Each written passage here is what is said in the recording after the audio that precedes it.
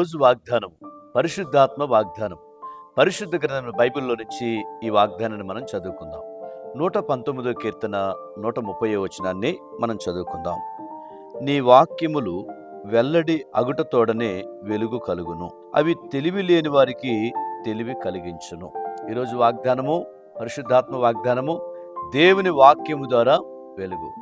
నా ప్రియ దేవుని బిడ్డలారా, చాలా మంది జీవితాల్లో ఒక మార్గములో నిలబడి ఎటు వెళ్ళాలో తెలియదు. అలా నిలబడిపోయినప్పుడు మరి ఎటు వెళ్ళాలి అనే వాళ్ళు ఆలోచిస్తూ ఉంటారు. ఎందుకనంటే అది ఒకసారి కొన్నిసార్లు చీకటి అయి ఉండొచ్చు, ఎటు వెళ్ళాలో తెలియనటువంటి పరిస్థితిలో ఉండి ఉండొచ్చు. మీరు గమనించండి, బైబిల్ ఏం చెప్తుందంటే ఒక చీకటిని మన ప్రభువు వెలుగుగా మార్చేవాడు. అంటే చీకటి పోయి వెలుగు వచ్చిందంటే ఆ వ్యక్తి ఎలా నడవాలో, ఏ మార్గంలో నడవాలో తెలుస్తూ ఉంటుంది. కొంతమంది ఇలా అంటారు, ఏమంటారంటే నిజంగా ఏ ఉద్యోగం చేస్తే బాగుంటుంది, కొంతమంది ఎవరిని మ్యారేజ్ చేసుకుంటే బాగుంటుంది, కొంతమంది ఏం చదివితే బాగుంటుంది, ఏ యొక్క దేశం వెళ్తే బాగుంటుంది. ఇలా చూస్తే వాళ్ళ చుట్టూ ఒక ప్రశ్నగా, ఒక చీకటిగా ఉంటుందండి. కానీ దాంట్లో ఒక గొప్ప మార్గం తెరవబడాలంటే నేను ప్రకటించే యేసు క్రీస్తు బైబిల్ చెప్తుంది, ఆయన వెలుగై ఉన్నాడు. దేవుని వాక్యం ఇలా అంటామన్నది ఏమనంటే, దేవుని వాక్యములో జ్ఞానం ఉందండి, తెలివి ఉందండి, శక్తి ఉందండి, జీవం ఉందండి, బలం ఉంది.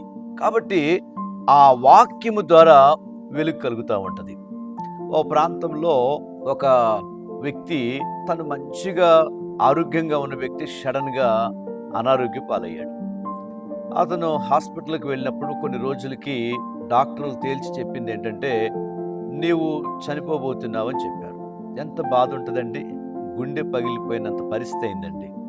అతను ఆ మంచం మీద ఉన్నప్పుడు కనీసం తను ఓదార్చేవాళ్ళు, తనకి చెప్పేవాళ్ళు, కనీసం తను బలపరిచేవాళ్ళు, నా అనేవాళ్ళు కూడా అందరూ విడిచిపెట్టి వెళ్ళిపోయారు.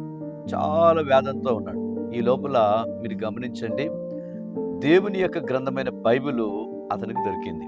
ఆ గ్రంథాన్ని చదవటం మొదలుపెట్టాడు. అయితే దేవుని వాక్యము ద్వారా చీకట్లో ఉన్న నాకు వెలుగు కలుగుద్ది, అనారోగ్యతలో ఉన్న నాకు ఆరోగ్యం కలుగుద్దని తను ఏం చేశాడంటే ఆ వాక్యాన్ని చదవటం మొదలుపెట్టాడు. ఎప్పుడైతే వాక్యం చదివాడో, ఆ వాక్యం చదివాక ఆయనలో విశ్వాసం, దేవుడి మీద నమ్మకం కలిగింది. ఎప్పుడు విశ్వాసం ఉంచాడో దేవుని శక్తి అతని మీద దిగి వచ్చినప్పుడు తనకు తెలుస్తూ ఉంది, తన శరీరంలో మార్పు జరగటం చూశాడు. అనారోగ్యత ఆరోగ్యంగా మార్చబడింది. కొన్ని రోజులకి బంధువులు వేసిన ప్రశ్న ఏంటంటే, నువ్వు చనిపోతావని డిక్లేర్ చేశారు కదా, నువ్వు ఎలా బ్రతకగలిగావు అని అంటే, అవును, అనారోగ్యతని చీకట్లో ఉన్న నాకు దేవుని యొక్క దివ్య గ్రంథమే, దేవుని యొక్క బైబిల్ గ్రంథమే నాకొక స్వస్థత ఔషధంగా మార్చబడ్డది అని సాక్ష్యం ఇచ్చాడు. అవును కదా నా ప్రియ దేవుని బిడ్డలారా, ఈరోజు ఈ వాగ్దానం వింటుండగా నీవు కూడా ఇలాంటి సిచ్యువేషన్ ఉండి ఉండొచ్చు. నాకు ఆరోగ్యం బాగవుతుందా, లేకపోతే నేను ఏం చదవాలి, నేను ఏ జాబ్ చేయాలి, లేకపోతే నా జీవితం ఏంటి, లేకపోతే నా పరిస్థితి ఏంటని చెప్పి నేను ఎవరిని వివాహం చేసుకోవాలి, లేకపోతే నెక్స్ట్ నా జీవితంలో ఉన్న పరిస్థితి ఏంటి అని చాలాసార్లు కృంగి ఉండొచ్చు. అదేనండి బైబిల్ చెప్పే చీకటి. అయితే యేసు ప్రభు నీలోనికి వస్తే, నీ దగ్గరికి వస్తే, నీవు ఆహ్వానిస్తే ఆయన వాక్యమై ఉన్నాడు. ఆ వాక్యం చదువుతూ ఉండగా ఆ వ్యక్తి జీవితంలో సహాయం చేసిన దేవుడు ఈరోజు నీ జీవితంలో కూడా సహాయం చేస్తున్నాడు. ఈరోజు ప్రభు ఒక వాగ్దానం చెప్తున్నాడు.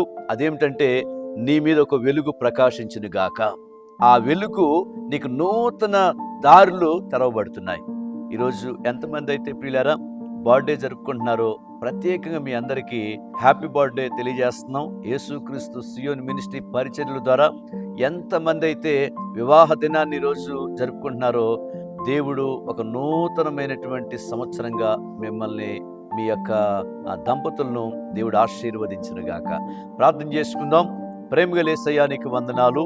ఈరోజు ప్రియులు ఎంతమంది ప్రభా ఈ వాగ్దానాన్ని చూస్తున్నారో, వింటున్నారో, ఎంతమంది ప్రభా క్లైమ్ చేసుకుంటున్నారో, వారి జీవితంలో ప్రశ్నార్థంగా ఉన్నవి ఒక వెలుగు యేసు క్రీస్తు ప్రభువా, నీవు చీకటిని వెలుగుగా మార్చు దేవుడు.